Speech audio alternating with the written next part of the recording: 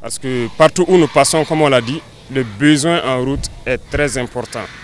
Et à travers tout le Burkina Faso. Donc nous avons décidé de lancer un programme. D'abord, on va commencer par réaliser certaines infrastructures, en tout cas dès aujourd'hui. Mais le ministère aussi a été instruit de mettre en place des brigades de travaux d'infrastructure.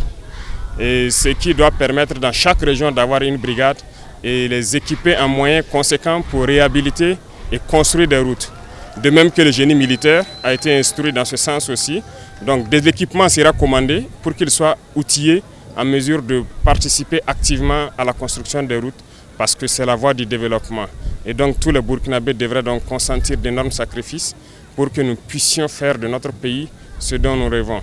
Et quant à la qualité, comme vous le constatez pour ce qui est lancé, nous ne souhaitons pas faire du goudron au rabais. Nous voulons faire des infrastructures durables et on prend donc à témoin les entreprises ici présentes.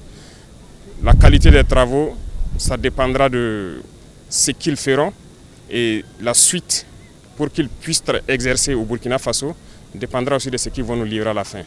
Donc nous serons très regardants sur la qualité de ces travaux-là.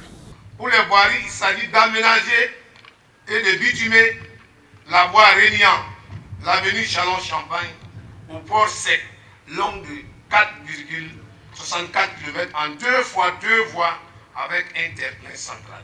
L'aménagement et le bitumage de la voie d'accès au sément de Dafra en 2 fois 2 voies avec interplein central sur un linéaire de 4,12 km, y compris les bretelles des desserts du sément et l'aménagement et le bitumage de la route de Legma en allant de l'ouvrage existant situé au PK5 jusqu'au village de Legma sur un linéaire de 7,35 km en 2 fois 1 voie.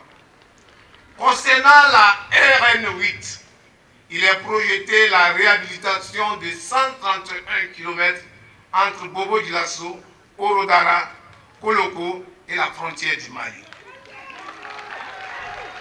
L'aménagement et le bitumage en 2 fois 2 voies des traversées des villes de Bobo-Dioulasso, Orodara et Koloko.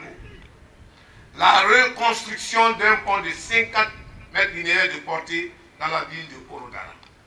Le coût de réalisation de l'ensemble de ces projets dans la région des Hauts-Bassins s'élève à 78 milliards 502 millions 705 579 francs CFA hors taxe.